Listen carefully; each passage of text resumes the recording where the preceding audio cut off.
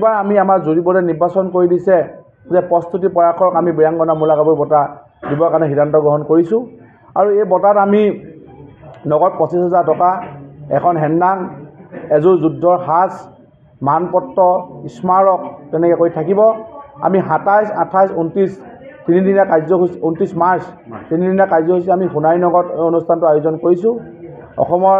কেইবাজনো তাত সংগীত অসমৰ ৰাজনীতি জগতৰ কেইবাজনো তাত অংশগ্ৰহণ কৰিব আমি অকল শ্লোগান আমাৰ আচলতে এনেকুৱা হয় কোনে কয় লাচিত নাই হাজাৰ লাচিত আগুৱাই কোনে কয় মূলা নাই হাজাৰ মূলা আগুৱাই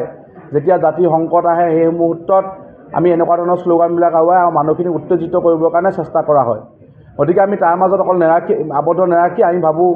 যে লাচিতক প্ৰকৃতপক্ষে উলিয়াই আনিবলৈ আমি চেষ্টা কৰিছিলোঁ আৰু তাই আহোম যুৱ পৰিষদে লাচিত বৰফুকনক পোনপ্ৰথমৰ বাবে 2011 চনত আমি তেখেতক উলিয়াই আনিছোঁ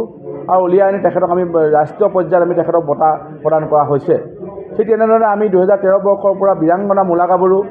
যিগৰাকী মূলা গাভৰুৱে তেখেতে স্বামী ফাচেংমুং বৰগোহাঁই মৃত্যুৰ পাছত তুৰ্বকৰ বিৰুদ্ধে তেখেতে নিজেই নাৰী বাহিনী গঠন কৰি তেখেতে যুদ্ধত জঁপিয়াই পৰিছিল আৰু তেখেতে নেতৃত্বত সেই যি যুদ্ধ হৈছিলে সেই যুদ্ধত মূলা গাভৰু প্ৰাণ আহুতি দিছিলে আৰু পিছত তেখেতৰ পুত্ৰ তনখাম বৰগোহাঁইৰ নেতৃত্বত সেই তুৰ্বকক হত্যা কৰি তেখেতৰ আমি সীমা বহলোৱা এটা ব্যৱস্থা হৈছিলে গতিকে সেইগৰাকী মূলা গাভৰুৰ যিটো দেশপ্ৰেম আছিলে সেই দেশপ্ৰেম আমি আবদ্ধ কৰি নাৰাখি আমি তেখেতক প্ৰকৃতপক্ষে উলিয়াই আনিবলৈ যত্ন কৰিছোঁ আৰু 2013 বৰ্ষত আমি তেখেতৰ সেই সময় আমাৰ শীতলতা ফুকন বাইদেউক বঁটা প্ৰদান কৰিছিলোঁ তাৰপাছত আমি বীৰবলৰ ৰাভাক বঁটা প্ৰদান কৰিছোঁ তেনেকৈ একেবাৰে আমি ডক্টৰ ৰীতা চৌধুৰী সুমিত্ৰা হাজৰিকা যোৱাবাৰ ডিব্ৰুগড় বিশ্ববিদ্যালয়ৰ অসমীয়া বিভাগৰ মুৰব্বী অধ্যাপিকা ডক্টৰ অৰ্পণা কুমাৰ বাইদেউক বঁটা প্ৰদান কৰিছোঁ আৰু এইবাৰ আমি আমাৰ জুৰি বোৰ্ডে নিৰ্বাচন কৰি দিছে যে প্ৰস্তুতি পৰাশৰক আমি বীৰাংগনা মূলা গাভৰু বঁটা দিবৰ কাৰণে সিদ্ধান্ত গ্ৰহণ কৰিছোঁ আৰু এই বঁটাত আমি নগদ 25,000 টকা এখন হেণ্ডাং এযোৰ যুদ্ধৰ সাজ মানপত্ৰ স্মাৰক তেনেকৈ কৰি থাকিব আমি 27, 28, 29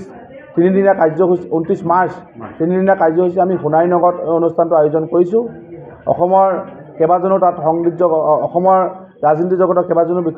তাত অংশগ্ৰহণ কৰিব আমাৰ বঁটা প্ৰদান কৰিব কেন্দ্ৰীয় সমিতিৰ উপদেষ্টা দিলীপ গগৈ ডাঙৰীয়া আৰু সভাপতি দিগন্ত তামুলী ডাঙৰীয়াই আমাৰ ৰাতিলৈ সাংস্কৃতিক অনুষ্ঠান আছে তাত আমাৰ সুভাষণ দত্তই গীতৰ আপোনালোকৰ অনুষ্ঠান পৰিৱেশন কৰিব গতিকে আমি সকলোকে ৰাইজৰ সহায় সহযোগিতা আৰু আপোনালোকৰ সংবাদ মাধ্যমৰ বিশেষভাৱে আমি সহযোগিতা বিচাৰিছোঁ যাতে আমি প্ৰকৃতপক্ষে মূলা গাভৰুগৰাকীক আমি বিশ্ব দৰবাৰত জিলিকাই তুলিব পাৰোঁ বা আমি অসমীয়া সমাজৰ মানুহখিনিয়ে যাতে বীৰাংগনা মূলা গাভৰু কোন আছিলে কিয় বিখ্যাত সেই মূলা গাভৰু হয়তো নথকাহেঁতেন সেই সময়তে যুদ্ধত যদি আমি হাৰিলোহেঁতেন মিৰিজুমলাৰ পিছত দেখিছে আক্ৰমণ কৰি অসমীয়া কিমান ক্ষতি কৰিছে গতিকে সেই সময়তো তেনেকুৱা এটা ক্ষতি অসমীয়া জাতি হ'লহেঁতেন তাত কোন আহোম কোচ কলিতা তাত নাথাকিলেহেঁতেন গোটেই বৃহত্তৰ অসমীয়া সমাজখনৰ ক্ষতি হ'লহেঁতেন আৰু আমাৰ আহোমসকলে জানে যে আহোমসকলৰ নেতৃত্বত শৰাইঘাটৰ যুদ্ধতে আমি